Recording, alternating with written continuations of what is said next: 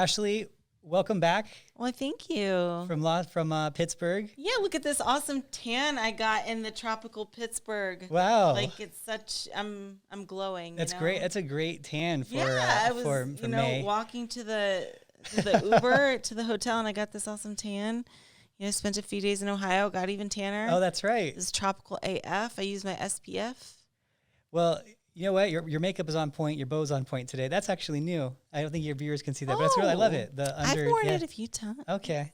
Well, Ashley is off the stage from Pittsburgh Pro. If you guys haven't been paying attention, she just came off of an awesome second place. How was that anyway? I think we should at least talk about it a little bit. Yeah. I had a good time. It went really well for me. I'm really happy to see I made some improvements, and it was kind of like, I guess more than I expected it to be as far as like making improvements in certain areas.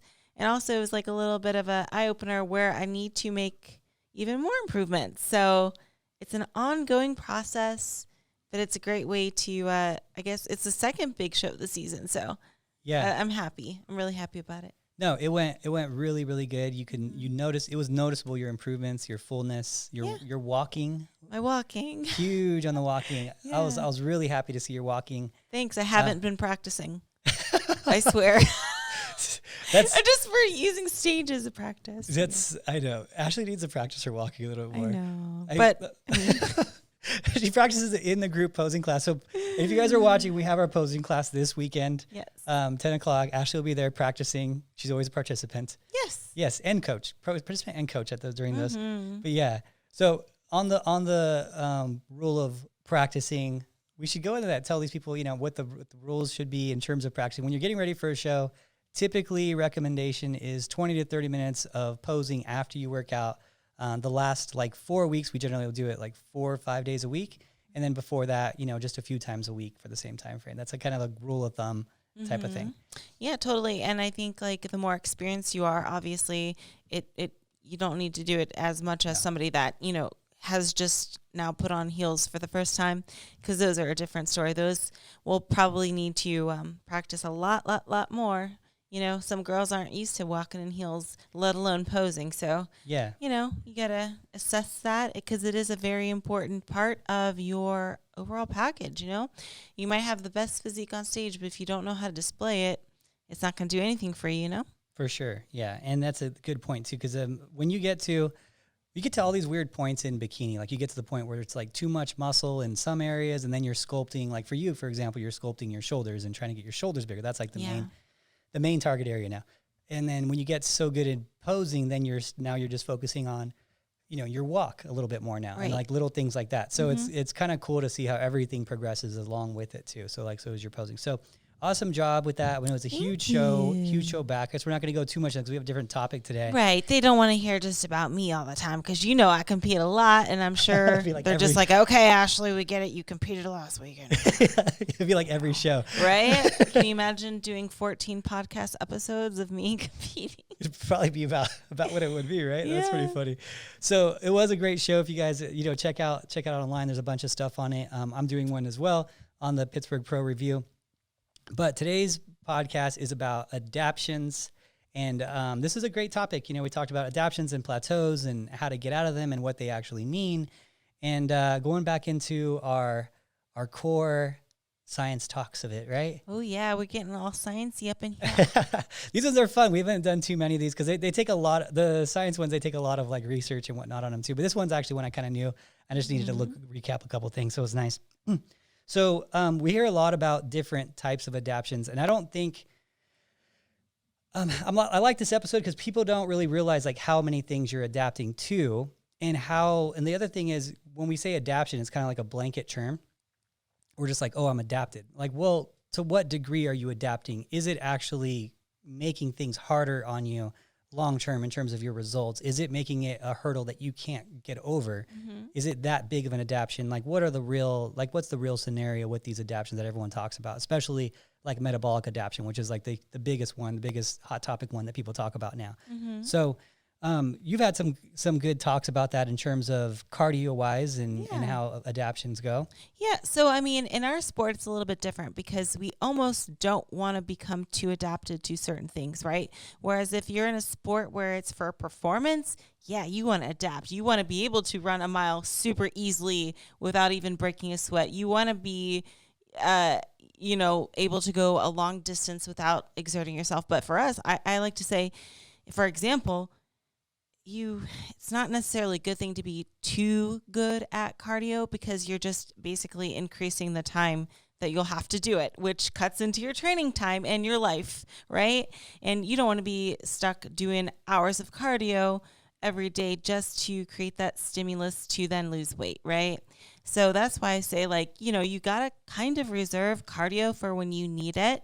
And you like to describe it as like a bullet in the gun, right? Yeah. So whenever it's time to pull the trigger, you have tools, you have ammunition you can use to get conditioned enough for your show. Yeah, exactly. And so I use it as like a metaphor is, okay, you start off a prep with X amount of bullets in the gun. Let's say you start off with like 10 bullets in the gun. Well, one of those bullets is going to be reducing cardio, or increasing cardio. One of those bullets is going to be reducing calories, right? And so as you start running into these roadblocks and your body starts adapting and you start becoming harder to lose body fat, well, you fire a bullet. Well, you can only fire so many bullets till you fully run out. And then you're empty and there's nothing left in the tank. You're at, an hour of cardio, you're at 1,000 calories and there's just nowhere else to go at that point besides just keep doing what you're doing. You're out. But you have to be smart on when you fire that bullet. So I use a micro progression, and sometimes when I'm adjusting meal plans, it's like, it's like tiny adjustments. Now, we do all of our check-ins through video check-in now. So now I'm actually doing my adjustments like on the video so they can see where I'm adjusting it from. Because what I was doing is I was doing them and I would send them their menu plan back and they'd be like, well, where's the change? I'm like, oh, it's that one, handful of nuts. It's that one, it's like these little tiny things.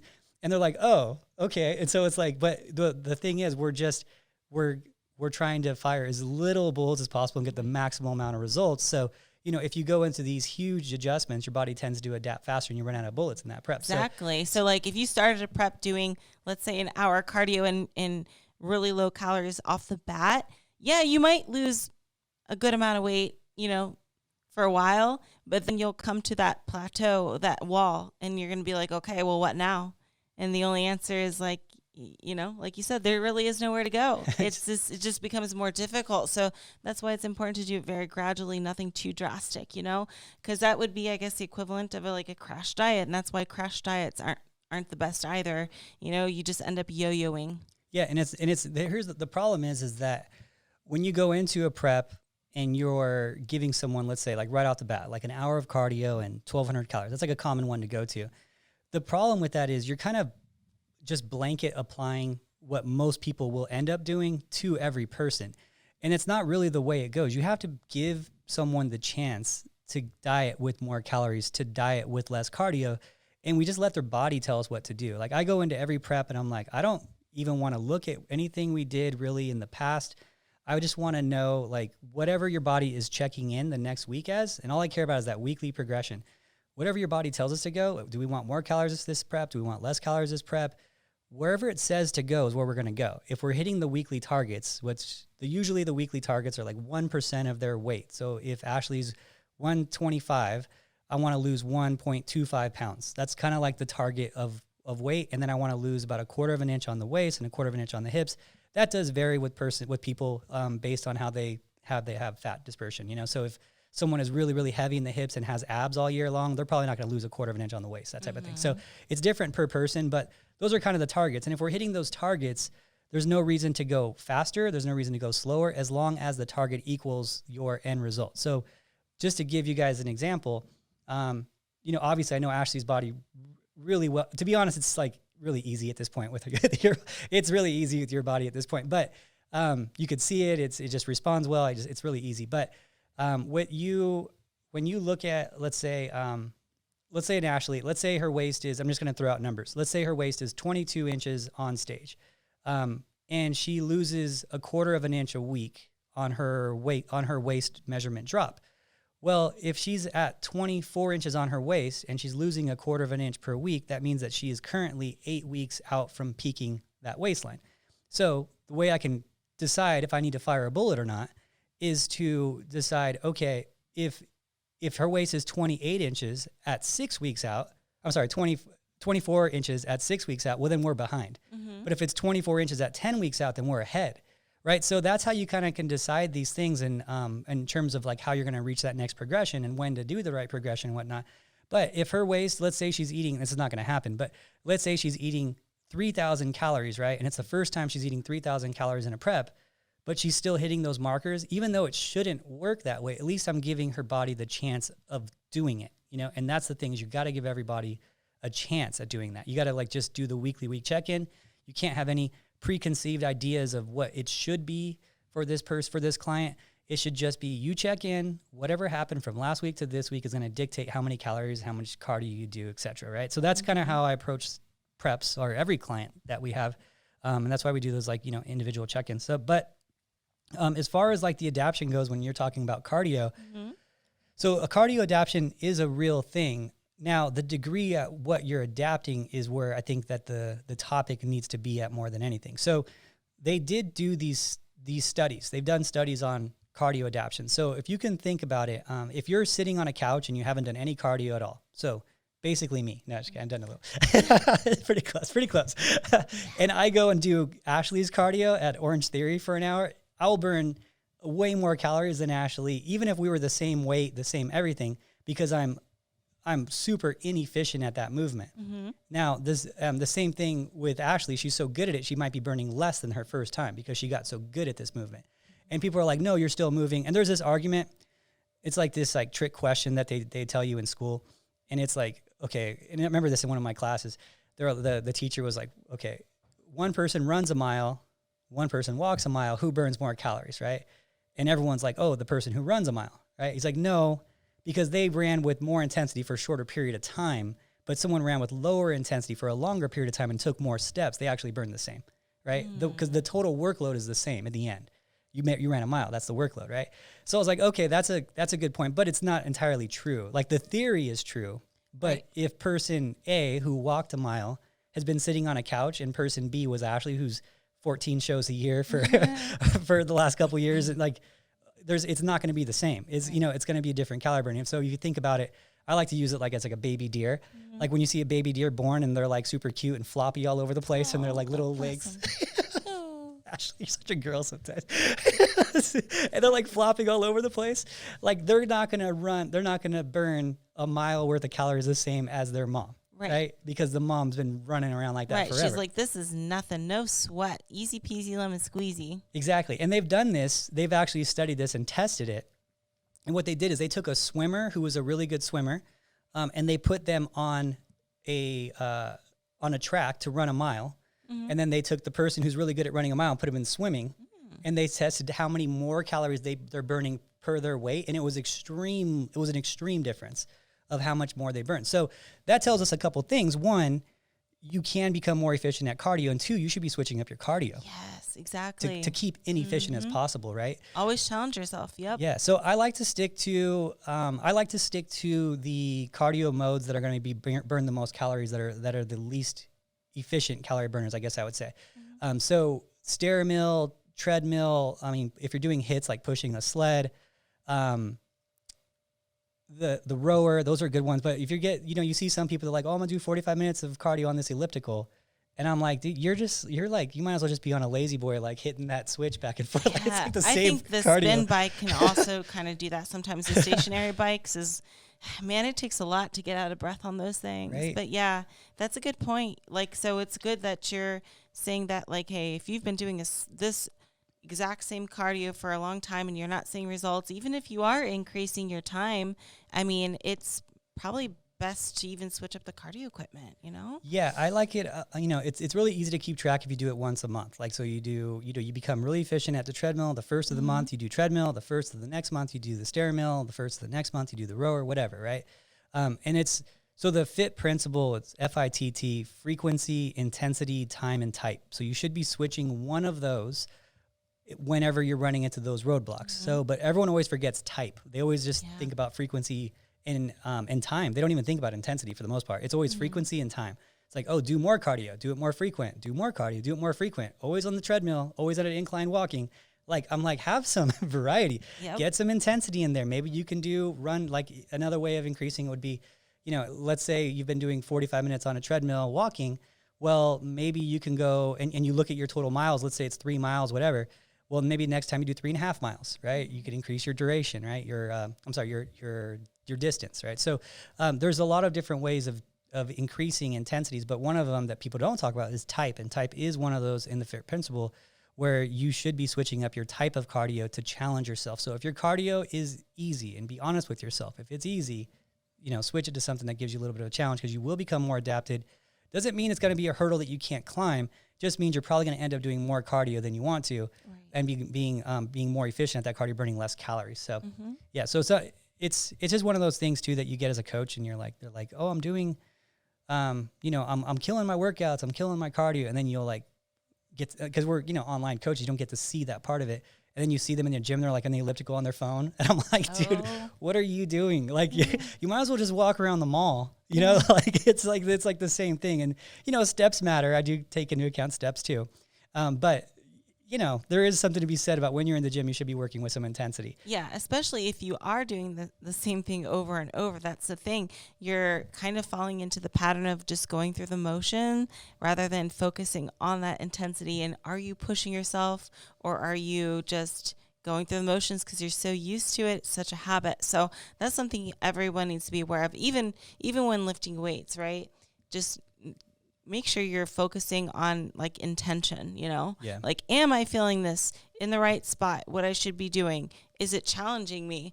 Because, you do it enough and it just becomes more of like a habit and you don't even think, but it's important to use the mind muscle connection. Like, okay, I'm making this purposeful. It's intentional. I'm feeling it where I should. And that goes for cardio and weights. Yeah. And what is your recommendation on getting out of that phase? Because I go through that phase sometimes too. For me, sometimes it's like, I can't take time off the gym. Like, I just can't do it. Like, I'll take 2 days off, 3 days off, like 2 days off. I don't even know the last time I took 2 days off in a row is. Unless I had to for a show or something that we were traveling to or something, I just can't do it. But what I will admit is that mentally I'm not always in it. And I honestly shouldn't even be in the gym. I should just be like, okay, do a deload, take a week off working out, so that way I can find some motivation again. But I'm like addicted to it to the point where I feel so like, I'll feel sloppy like 3 days after not working out. Yeah. You don't go through that like I go through it. I don't feel any good. In fact, I took a few days off. I haven't worked out since Thursday. Well, I just worked out with Sam, so that's 4 days. Yeah. I don't feel guilty. I feel more guilty if I go off my diet, though, Yeah. So I tend to feel sloppy if I have like multiple days where I'm off track on my diet. But what I do to combat like the monotony of workouts and stuff is I like to do workout classes. I don't know if you guys know, even for cardio, I'll oftentimes do Orange Theory. That keeps it interesting because you never know what you're going to do the day of the class. I like to switch up when it gets warm, do some hikes, do some jogging, enter in some 10K races. Maybe I'll do that this year. But yeah, I definitely get bored with cardio. If I do the same cardio over and over, it just becomes so blah, and it makes me lose focus. So, that helps. And obviously having a trainer helps too, because they won't let you slack off. Having someone watch you and make sure you're doing the right things, and they can come up with new things as well. But even small things like switching up gyms can be refreshing. Working out with a partner to hold you accountable can be refreshing, and just new workouts and stuff. It's important to keep it interesting for your mind too, not even just for your physique, but for your mind. So you're not falling into those habits of just going through the motions, because it's the same thing you always do. Yeah. Yeah. That's the one thing that I will say I struggle with, is going through periods of just going through the motions, and then you leave the gym and you're like, gosh, that wasn't even a good workout. Like, I got nothing. Like, I just wasted my time. Yeah, like you did it technically, right? Right. That's the only thing I say about my show. Food is never really an issue, but it's funny because if I'm out with someone or whatever, they'll always be like, you always eat so clean. You can give yourself a little freedom, and I'm like, well, I didn't just compete in a bodybuilding show. The people telling me that are like the people who like just competed in a bodybuilding show. And I'm like, yeah, you look a little different. Like I don't have that luxury of that, you know? So, but the workout part, I like that your tips, switch it up, keep it fun. Sometimes I'll switch up to like a full body thing. I think that's pretty fun to do once in a while too. But anyway, going back into now adaptions, you have a whole bunch of different things that you can adapt to too. So like for you, stimulants, right? Yeah, like caffeine, coffee. I'm sure everyone can remember their first coffee, right? And they got so hyped off of the coffee. But hey, you drink coffee every day and it just tastes like, or I shouldn't say tastes like, but it feels like water to you. You're just like, nah, you know, didn't really do much. That's an example of adapting to a stimulant like caffeine, you know? It just doesn't do the same. Do you remember your first coffee? You know, it's funny when you said that, you're like, everyone remembers their first coffee. I don't remember my first coffee. I remember my first coffee. Do you? How was that experience? I wish I could remember now. I had the coffee in the evening, not thinking, and then I was so hyper, I couldn't even sleep. I was like, oh, wow. How old were you? Actually, you're going to be surprised. It was probably like 2013. No way. Yeah. That's wild. Wow. Yeah. Like Mike Tyson. Mike Tyson hasn't had coffee yet. Wow. He's 57. Isn't that crazy? Jeez. It's like the most wild thing I've ever heard in my life. Yeah, that's crazy. Yeah, it was from Dunkin' Donuts. It was a blueberry flavored. A girl named Allison says, you got to try this, because I always thought coffee was gross. I thought that was the server. I was like, you remember the girl? My friend Allison, she's like, you got to try. No, you give coffee a chance. It tastes good. You just got to learn how to flavor it. So it was blueberry flavored, and I think it was with Splenda or stevia. I don't know. Probably more Splenda. It was from Dunkin', an iced coffee. And I was like, oh, I guess coffee is good. I should have gave it a chance. And then I was like, wow, this is amazing. I have so much energy. And then now it doesn't do anything, really. I mean, I don't like to have coffee past noon, though, just in case. But it doesn't really do much for me anymore. That's funny. Yeah. Coffee is a weird concept, like the juice of a bean. Yeah. Like it doesn't taste good by itself. Like you have to I'm going to give you this like bean juice that you have to over flavor in order to consume it, because it's so bad on its own that will keep you up at night if you drink too much of it. And this is a good idea. Like it doesn't make, like on paper, it doesn't make any sense. Yeah. You know? And the same goes for pre-workouts too. You can adapt to those. And even if that's the case, maybe you can switch up brands or types of pre-workout. Might help for a little bit, but it's still not going to have the same effect as your first pre-workout, you know? Yeah, like the stimulant effect of it. Yeah. Your body gets adapted to the caffeine and becomes less and less. It's funny. I was joking with someone the other day, and she's like, I'm not up to my gram of caffeine yet per day. And I'm like, it's so bad. You're drinking a gram of caffeine. But I guess like how much you're drinking is relative to your adaptation, right? So if it's someone who's hypersensitive to it, like, 100 milligrams of caffeine is not going to do much. So a cup of coffee is roughly 50 milligrams of caffeine. 50 grams. 50? Yeah. It's like, I thought it was 250. No, in a cup. Oh, yeah. I was mistaken. That'd be great. They'd be putting Rain out of business. No, they're 250 in a cup. You're right. I mean, I'm sure it varies based on the process, right? Because we have that. What is it called? Is it Death Coffee? You seen it? It's like they got a skull and crossbones. Is it called Death Coffee? Something like that. Look it up. Yeah, it's. I don't think it's called. It's something like that. But it's like a Death Wish coffee, I think, right? Yeah, Death Wish coffee. Yeah. So I don't know if it has more in it. They got me for marketing. Good for them, though, right? What if it's the exact same? But I don't know. I think it has more caffeine. Yeah, and I think espresso has more caffeine than coffee too. So. So anyway, so that's another thing. So stimulants you can adapt to. One of the things that people will do is generally to get off your body being so used to the caffeine is taking 2 weeks off. Mm-hmm. It is a rough 2 weeks. It is a rough 2 weeks. Yeah. There's an episode, if you want to go into that more, there's an episode of Joe Rogan podcast where a guy comes in talking about caffeine that you could find. You could actually just probably search it just based on that. But he talks about like how your natural state is without caffeine and how we're all so used to caffeine just functioning in our daily lives that our base point now is based on caffeine consumption, and your true base point, you're going to feel a lot different without it. But he was talking about how efficient we were because of it, and how, there's actually this funny story. I'm sorry, I'm totally going to a different topic, but it is caffeine related. What is it called when people get tea in like the afternoon or like coffee in the afternoon, like at work? It's like a coffee break. Is it just a coffee break? Probably, yeah. Just a coffee break. It's a cool story. But I want to make sure I get the term right, because it kind of sets up the whole story. But maybe you guys can think of it. It's like a coffee break or something, right? But it's a cool story. So how it worked was it was back in the day. This is a funny story. Back in the days, there was these a manufacturer of handmade items, right? Mm-hmm. And it was like hand sewn items, and it was all women employees that these people had. This manufacturing company had, and he noticed that towards the end of the day, production was significantly down from the beginning of the day. And so one of the ladies tells the guy, he was like, "How do we get your production up? Because after you hit like 12, everything goes down, like your efficiency is way down." He's like, "Well, why don't you give us all just like a little coffee break, like a little break?" And then so that's what started like this coffee break, because they gave it to these women and they all started hitting the same production that they hit in the morning after the coffee. Isn't that crazy? Jeez. About efficiency. So I'm sure their sleep wasn't as good. it's all, but who cares? They're making money. Yeah, who cares about the health? It's capitalism. Like what? Just kidding.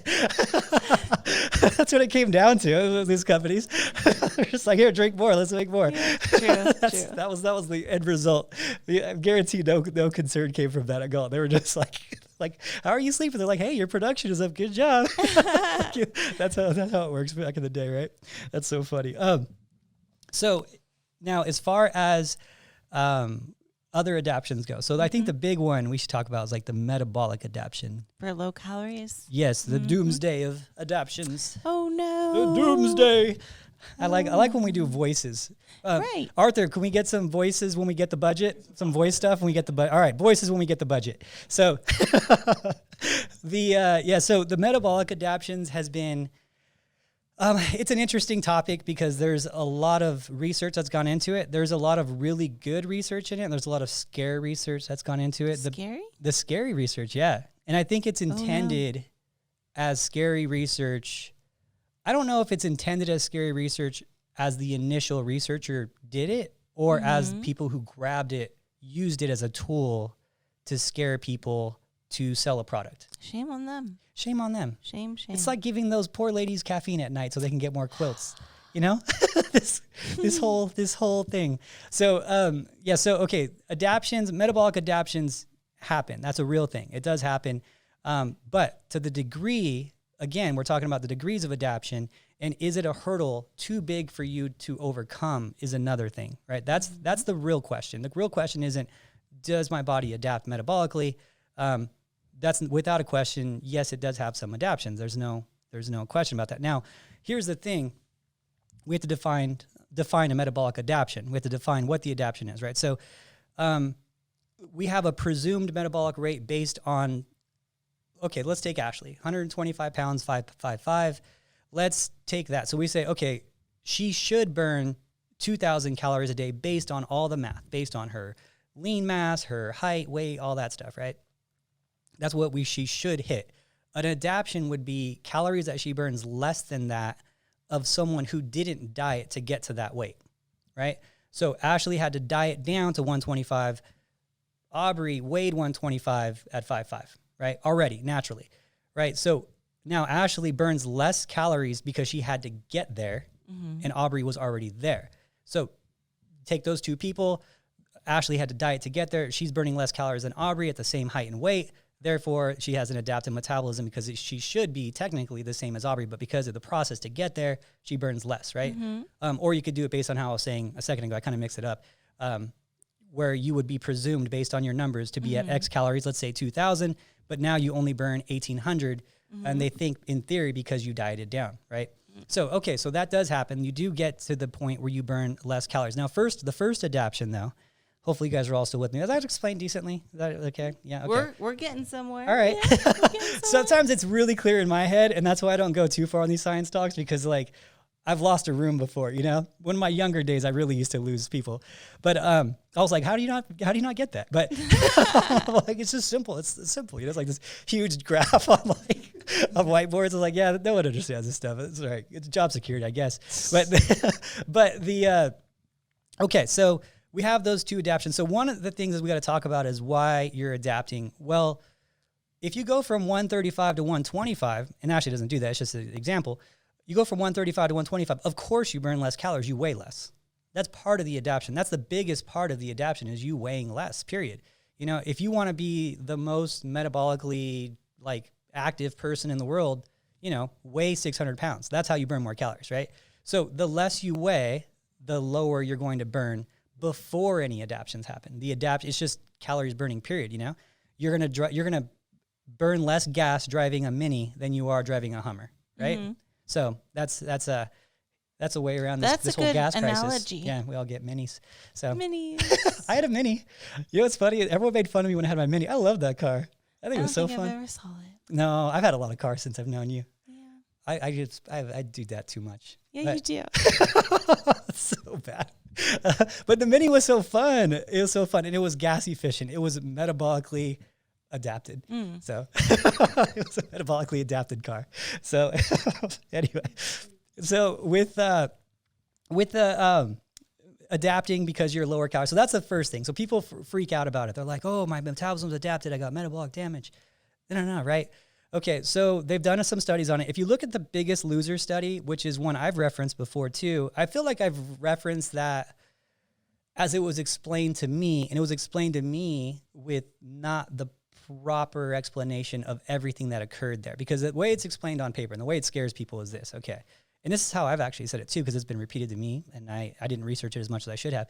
But how it was this. So Biggest Loser was a TV show, if you guys don't remember. It was a kick-ass TV show. I really liked that TV show. That was fun. That was a fun show to watch. And then I guess they stopped doing it because it's like, I guess, morally wrong to get people to lose weight at that extreme. I don't know. I say go for it, man. I think it's awesome. I would love to start one of those, like just like a house for like people to lose weight and go extreme. That'd be so fun to watch. And people want to do it. Anyway, beside the point. So I go off on these tangents. But no, so the Biggest Loser TV show was like there's huge prize money at the end of it. I think it was like $1 million or something crazy like that. And whoever basically lost the most weight in a period of time, it was like a few months. And these people were, some of them were really, really heavy. 300 pounds was like a norm there. So for women, like 300 pounds, guys, 400 pounds, it's up there. There's people that are really big there. So they went through these extreme diets. They did a ton of cardio and, they just totally changed their life, worked out all the time. They lived at this house and they dieted down and they lost a ton of weight. So they tested their metabolism prior to the whole show. They tested it after the show. They showed this huge adaptation metabolically, huge adaptations. Well, they didn't take into account at that time, because it was an older study, that the adaptations have a lot to do with them just weighing less, period. They lost like 100 pounds. Right. Of course they burn a lot less calories, right? You've lost like 100 pounds. You're not carrying that around anymore. So they didn't even address that. And that's where the study like kind of threw everyone off, right? Everyone, because it was new. It was like, it was older. So everyone was kind of like, whoa, man, it really does happen. You burn less calories, right? And then they tested them again 6 years later. And 6 years later, their metabolism was still adapted, right? To some capacity. It was better, but still adapted. Well, why was it a little bit better, but still adapted? Well, it was a little bit better because they gained back some of the weight. That's why it was a little bit better. And it was adapted extremely because they lost so much weight. Now, there was some adaptations that happened, but it seems like in the more recent studies that the adaptations that do occur, so you have your weight-based adaptation, your weight-based metabolic adaptation, which means you burn less calories because you weigh less. That's just, you're moving a Mini, right? We talked about. But you also have your full-on adaptations. Your body is becoming, hyper efficient at the calories that you're consuming because you're consuming less, so it's finding a way to survive off those calories, right? That's where you hear these like terms that scare people, like survival mode, right? Which is, it's just another thing like that where they try to scare people. But but after a period of time, your body tends to recover from that in a relatively decent amount of time. So the adaptations that are happening, these people that are like, oh, I'm metabolically adapted, I'm metabolically damaged. There is some of that happening. There is some adaptations happening. But it's not anything, it's not a hurdle you're not going to be able to climb. You might have to go a little bit harder. You might have to go a little bit lower in calories. What I've found is, how I've found it. What I've found is that people who've done those diets tend to adapt a little faster the next time they diet. That's what I've found with coaching people. So I don't think that the adaptations are so permanent and so forever, but what I do think is we call it like the diet age. The longer you've dieted, the harder you dieted, the faster it seems to be. And this is just my experience, not anything that I've researched on it. It seems to be that those people who've dieted harder and longer tend to run into faster adjustments on their meal plans and end up dieting harder, unless they haven't done it for like a few years. So like if they did it a long time ago and they're eating, 1,000 calories and doing 2 hours of cardio, and then a few years later, then they tend to not have to do that again. But if they were doing it like their last prep and they're like, I want to prep with you now, so I don't have to do that, we tend to still end up pretty high in cardio and lower in calories. I think just because the adaptation, the body recognizes the signals of this extreme cut again, you know, Right. and then they're just like, okay, we have to go back here type of thing. So of course we're going to give them the chance not to, but that tends to happen. So that was long-winded, eh? Yeah. Jeez. Eh? Canadian A. I have too many Canadian friends. They got me saying that like in like 18. So question for Adam here. Is there such thing as a good adaptation?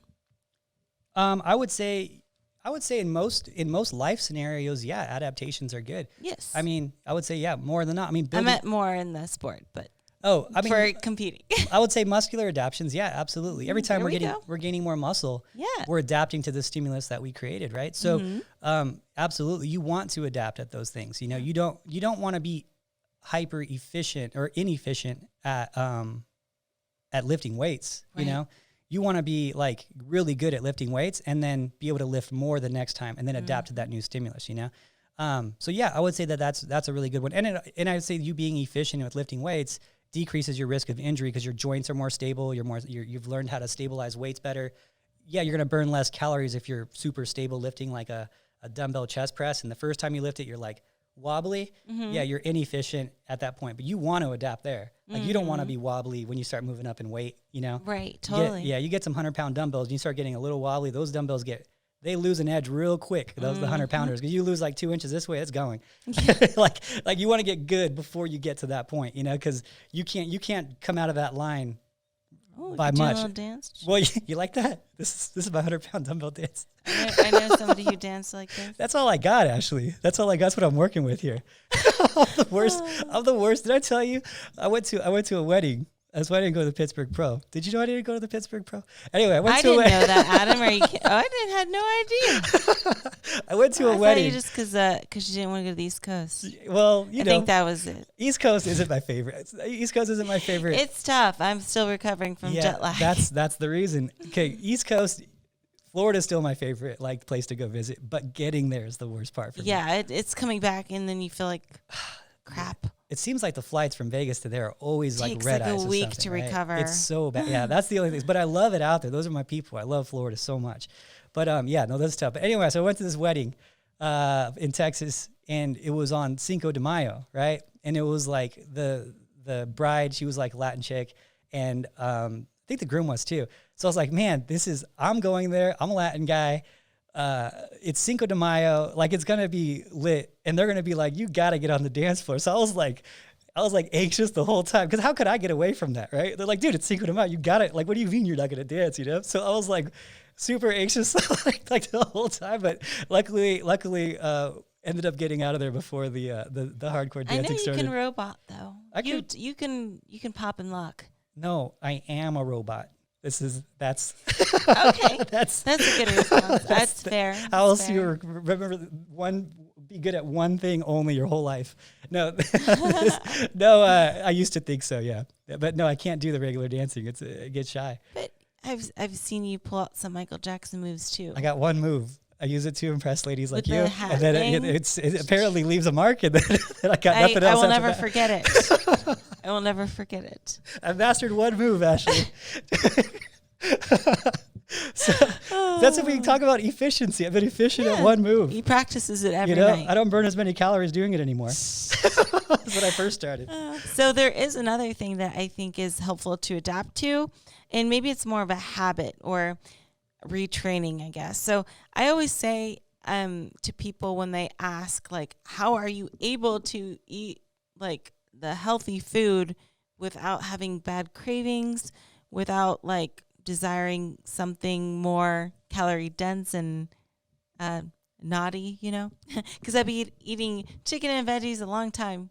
I like retrain my taste buds. My taste buds have adapted. So now that they really do just crave healthy stuff for the most part. I don't have any desire for loaded nachos with cheese and stuff. Like, That's an interesting you adaptation know? theory. Even like, let's take stevia, for example.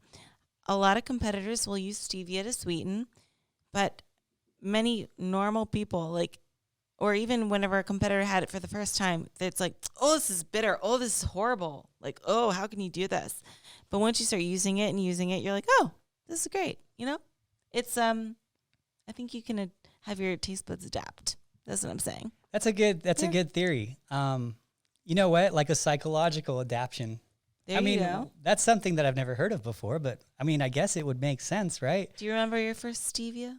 Oh, I don't do stevia. I'm sweet enough as is. Oh, boom! Adam is on fire, dude. Dang, on fire today. I can't match your energy today. I'm too jet lagged, but he's got some jokes. They're dad jokes. No, they're good. They're more than dad jokes. Yeah? They're like uncle jokes. Uncle jokes, yeah. So, Aubrey has to work next to me like all day, and she hears all day. It's so bad. It's worse when I'm not on camera. I'm a little reserved. So no, I think that's an interesting theory. No, I do remember my first stevia. It was like bitter. Like it was bitter. Yeah, it was bitter. And now it's like, oh yeah, it's great. Yeah. No, now I like crave it now. Like when I'm having my coffee and stuff, I use the sweet drops that you got me set on, the sweet drops, but I use the chocolate ones. Yes. And I'm like, it's funny because I'll go to like Dutch Bros, and if I'll like have like panic mode if I can't find my sweet drops, and I'm like, waste of coffee. I'm like, I can't believe I don't have my sweet drops on me. Like it like ruins my whole Dutch Bros experience. So it is what's funny is I do angry Amazon ordering when that happens, and I order like 20 bottles of it. It's like $10 a bottle, and I'm like, I'll use it eventually. Oh my gosh. It's so funny. No, so I think that is a thing too, because I've been dieting since I was really young. And I don't have any of those cravings. I don't have any of that. And it's when I'm, hanging out with someone or whatever, a lot of times like, you don't want to have like a cake or this and that. And I'm like, I don't know. I don't have the desire. I don't know if that's a good thing, a bad thing, or just it is. Probably a good thing, I would say. Right. I mean, can you imagine if you gave into those cravings? Like, I remember my first few preps, like when I first began Bikini, I would have bad cravings. And all I could think about was food and cheat meals. And now I'm like, after a show, I'm like, I'd rather just shower.